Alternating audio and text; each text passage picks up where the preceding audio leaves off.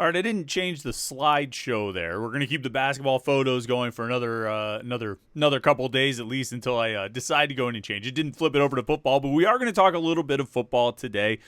Just because over the last couple of weeks, we've had some opportunities to interview some of the newcomers to the Pitt football team, some transfers and freshmen who enrolled in January. Had a chance to catch up with those guys, get to meet a few of them, hear them talk about Pitt and why they're going to Pitt and everything like that. And yesterday was wide receiver day. We had six wide receivers come in, 3 transfers and 3 true freshmen came in and talked to the media. And, with mixed results, interesting insights and, sort of things that you would expect to hear. They all want opportunities. They're all looking for a chance to play. They all want to be in Pitt's offense because they spread the ball around. And you know how receivers are. Receivers want the ball. I would say, if there was one position, I don't know. Receiver's an interesting position. Let's just say that. I think some of the more interesting characters we've seen come out of football in the last decade, 2 decades or so, the professional level and the college level, maybe even the high school level, have been wide receivers. It just seems to be a position that draws interesting personalities. Let's say that. Interesting personalities seem to end up playing wide receiver. But either way, you want them to have that sort of, whatever you want to call it, alpha mentality or something like that. They want to be the man, right? They're wide receivers. Well, what about this whole group of skill position players this season? Pitt's got a lot of new guys coming in, like 9 new players between freshmen and transfers coming in at the skill positions, specifically at running back and wide receiver. Not really talking about tight end, not talking about quarterback here. It's about running back and wide receiver. They're bringing in 9 new guys, which effectively doubles the size of those 2 position groups. Not necessarily from where they were last year, but they've got 9 returning scholarship guys at running back and wide receiver, and they're bringing in 9 more. So you're effectively, half of your running backs and receivers combined, collectively, half of them are transfers and true freshmen. So what do we expect out of this group? What does Pitt need out of this group? Where can they get better? What do they need to do to get better? What do they need to do to improve on last year? Where were they lacking last year? And what does Pitt need? And what can this group provide? Like, realistically, what can they expect out of these transfer wide receivers this year? Or is it going to be a case of, depending on a lot of the returning players to, step up and lead the way? My guess is it'll be a little bit of both, but let's break down the group. Let's talk about running backs and wide receivers here on the Thursday edition of the Morning Pitt, youtube.com/Panther-Lair.com.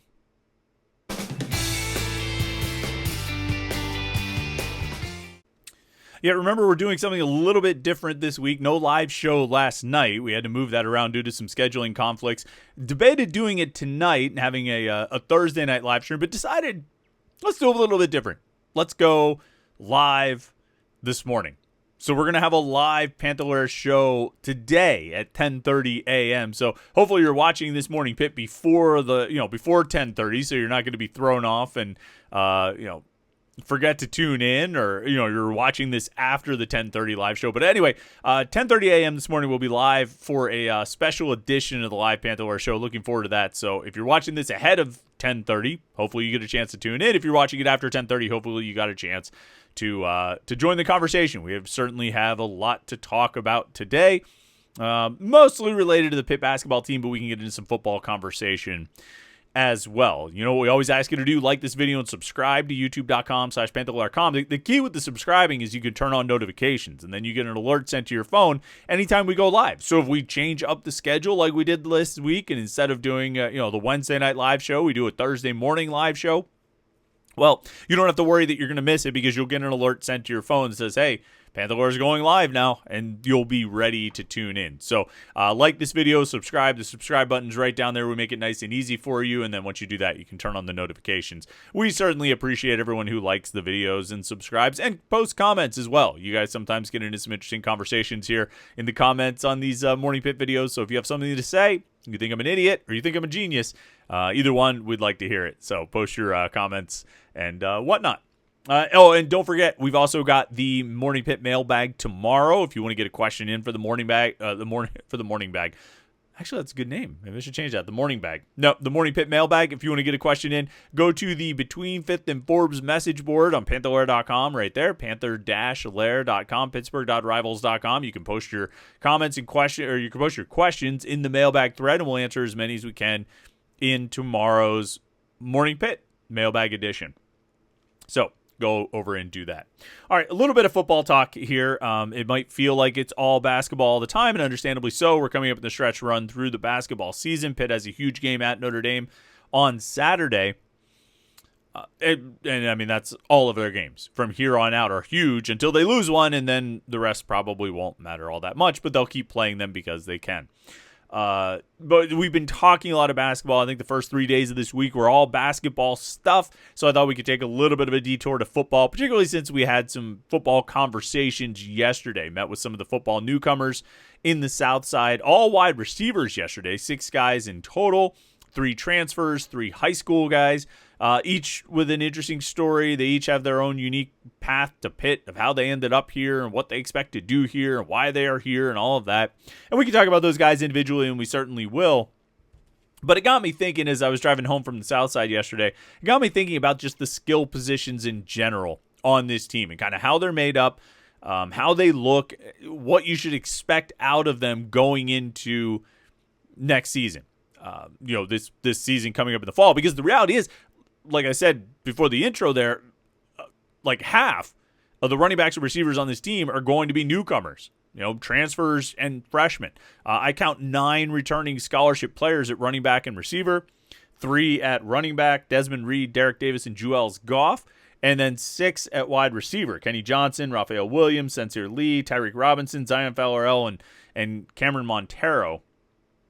And so 9 there, and then they've got 9 newcomers coming in. 3 transfer wide receivers, 3 freshman wide receivers, and 3 running backs, 3 freshman running backs. So you got 9 returning scholarship guys. You got 9 more coming in to join the group. I mean, you're effectively rebuilding these position groups. And I think that's especially true. I mean, it's true to some extent at running back where you've got 3 returning scholarship guys, but 2 of them are going to be seniors, and Derek Davis and Desmond Reed. You're bringing in 3 freshmen, so you've sort of rebuilt that room for the future. But it's especially true at wide receiver where, again, you got 6 scholarship guys returning, but you've brought in this group of 6, a mix of transfers and freshmen. 1 senior among the transfers. The other 2 guys are young and have eligibility remaining. So, I mean, you've really rebuilt the wide receiver room and the running backs to a certain extent, but the wide receiver room for sure for 2025 and really kind of beyond there with 3 freshmen and 2 transfers who have extra eligibility beyond 2025. And you've sort of done the same with the running backs, except not so much for 2025, more for 2026. And beyond. I really think when you look at the running backs, I think you kind of know what you have and you know what you're going to get, and you probably know what you should expect. It's going to be a heavy dose of Desmond Reed, as heavy a dose as he can possibly manage. Is he going to miss games due to injury? Yes, probably. Is that unique to Desmond Reed? No, it's not. Running backs often miss time. Now, Desmond Reed has missed missed time in every one of his seasons in college thus far. I don't think that necessarily means he's fragile or brittle. I don't think it means he's too small. I think it means he plays running back, a very physical position, and he doesn't shy away from contact. I mean, he has the speed to beat guys. He has the speed to get to the edge and turn the corner and take off. He has the speed to put his foot in the ground and burn everybody for a 70-yard run like he did on that fourth down carry against Cal, right? I mean, he's got the speed to do that, and he will use it when he can. If the opportunity presents itself, he will use that speed.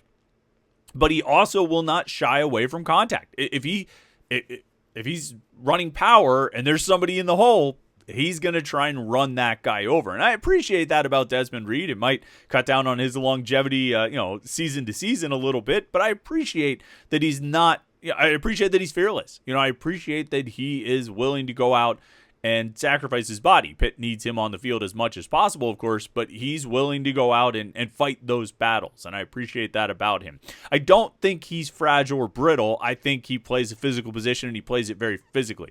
I think a lot of running backs missing time in a season is not necessarily something unique. It's not unique to Desmond Reed. It's not unique to Pitt. It's not unique to anything like that. I mean, guys miss time because of how physical that position is. So I think you go into 2025 thinking, all right, Desmond Reed is the number one guy. He might be the number one guy on the whole team. Certainly the number one skill player, and maybe the best overall player on offense this year. And I think he was last year in 2024. But I think you go into 2025 expecting him to carry a full load again. Now, maybe you try and manage that a little bit. You try and mix in some of the other guys, but he's still going to be your number one guy. More interesting to me is who they line up behind him. Who works as the running back behind, RB2, as it were, and how much they play and how they're used and how they're deployed. I personally, and I think I've said this, we've had different conversations about this over, at various points in the last couple months. I'm perfectly fine with Joel Goff being the number 2 running back behind Desmond Reed. I think he's a sophomore now. Even if it takes freshmen a little bit of time to learn the offense and master the offense, even if Goff was, I think, limited by an injury in training camp, I still think he is good enough. I think he's got a year of experience in the offense, and I think he's talented enough to be the number 2 running back and get a decent amount of playing time each game, both as taking handoffs, catching passes, pass blocking, whatever Pitt needs him to do. I think Goff is up to the task. And if that time comes when Desmond Reed has to miss a play, a series, a drive, a game, whatever it might be, I think Goff is more than up to the task of taking the number 1 job and being the primary running back. And then I think you look at Derek Davis behind him, but Davis is coming off an injury that he suffered late last season, so that's going to have some recovery time. We'll see if he's, I would guess he's not going to be available for spring camp. We'll see what his availability is for training camp. That's going to maybe make it a little bit more interesting about who your number 3 back is, because now I think you're looking at some of these freshmen, Jalen Brown, Saquon Smith, Jakarian Turner. Turner is here now, which is a huge boost for him. It certainly gives him a leg up on some of the other freshmen. And so, if Davis is unavailable for any amount of time, then I would think Turner would probably be the guy who would slot in as your number 3 running back. And you say, oh man, you don't want to have a freshman there. And that's true. Ideally you would not have a freshman that close to getting on the field, but we are talking about him being number 3. We're not talking about Pitt relying on him to be the number 1 back or carry the load or anything like that. So I think running back is pretty solid. Desmond Reed, again, one of the best players on the team. Joel Goff, I think, will be a really good backup for Reed. And then, Derek Davis when he's healthy, Jakarian Turner, when he's not, I think that should be a solid group. I think there's good speed in that group. And certainly with Reed and Goff, there's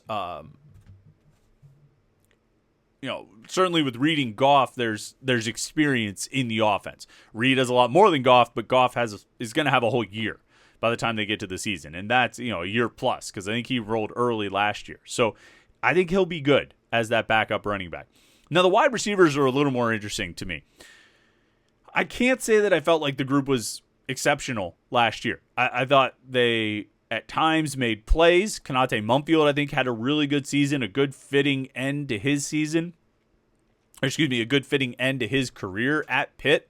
I think Kenny Johnson showed those flashes again. The conversation starts right there. You've got to get Kenny Johnson as involved as your number 1 wide receiver. I think he needs to be peppered with targets. I think he needs to be the focal point of the passing game this season. You want to work in Raphael Williams, you want to work in Sincere Lee, you want to work in these transfers who came in. That's all well and good, but you need Kenny Johnson to be your number 1 guy. Sorry if that came through on the microphone, that text message alert. Usually I have everything muted, so I apologize for that if you picked up on that. But you need Kenny Johnson to be your number 1 guy. I think I understand that people ask, well, has he shown the skills to be a number 1 wide receiver?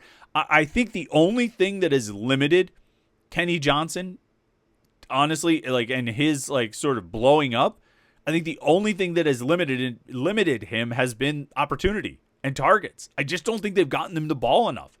For a team that threw as much as they did last year, I think Kenny Johnson was underutilized. Now you take Kanate Mumfield out of the mix. You take Dejon Reynolds out of the mix, although he didn't get utilized very much either. Potentially Sincere Lee could miss time because he was hurt at the end of the last season. There should not be any competition for targets for Kenny Johnson. Like, Kenny Johnson should be firmly in place as the number one guy. I think what's probably most interesting to a lot of people, and certainly most interesting to me, is how those transfer wide receivers fit in with this group. Deuce Spann brings some size as a transfer from Florida State, but he also has literally never done anything as a wide receiver. He's got a kick return. He's got a long kick return, and that's basically the extent of his production in college. He's a former quarterback who went to Illinois, moved to wide receiver, transferred to Florida State. Now he's coming to Pitt for basically his final year of eligibility and hasn't really done much. But he's obviously got speed because he has a long kick return, and he's got size. He's I think easily the biggest scholarship receiver on the roster this year. And so he's got that going for him, which is helpful. Andy Jean comes in after a little bit of production at Florida, but not much. Again, a very young guy, plenty of eligibility left, but didn't really do much. He's a guy who looks like he looks the part. I think on the field, and you see him walking around, he looks the part. Reminds me of Kanate Mumfield a little bit, but we'll see what he's able to do. And then Kataris Hicks, who I guess we can fully embrace as Blue Hicks, who transferred in from Louisville, had the best game of his career against Pitt. He caught 6 passes that day. Little bit of an, interesting comments yesterday when he talked about the reason he decided to transfer. He decided basically by halftime of Louisville's bowl game because he only had about 2 targets by that point. And in his words, those were both in the dirt. Yeah, wide receivers, man.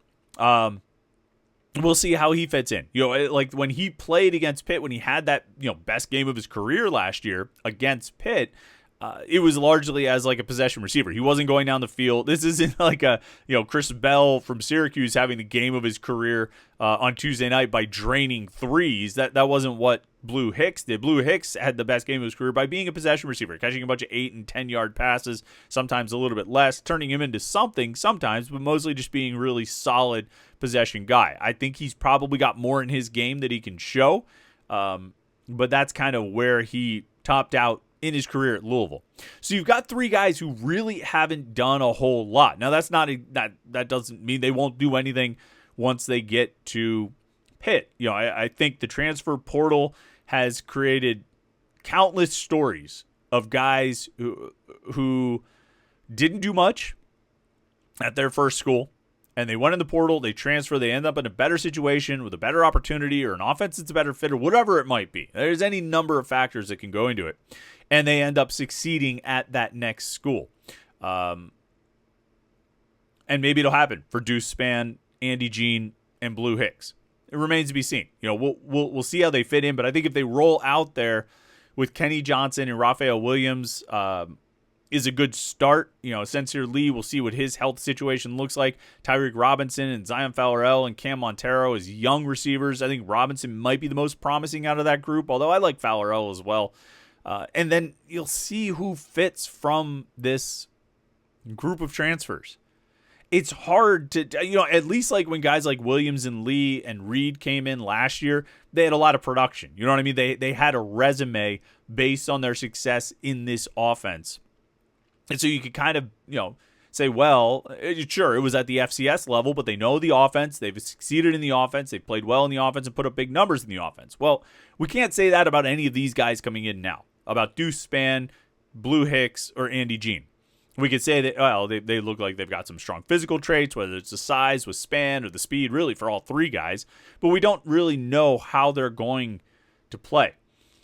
I think you have to go into this season with Kenny Johnson as your number 1. And then see who emerges and see who develops and see who's able to make plays. They like to run receivers in and out. They rotate a lot. Keep doing that until you find those guys who can emerge and give you the best chance to move the ball down the field after Kenny Johnson, who should have 100 targets this year. We'll see if that actually happens. All right, don't forget the mailbag tomorrow, and more importantly, don't forget the live Panther-Lair show this morning, 10:30 a.m. We'll be live right here on youtube.com/Panther-Lair.com, so make sure you tune in. We'd love to have a conversation with you, join in with your comments and your questions. All right, hope your week's gone well so far. We'll see you at 10:30, and then we'll catch up with you tomorrow for the Morning Pitt mailbag right here on youtube.com/Panther-Lair.com.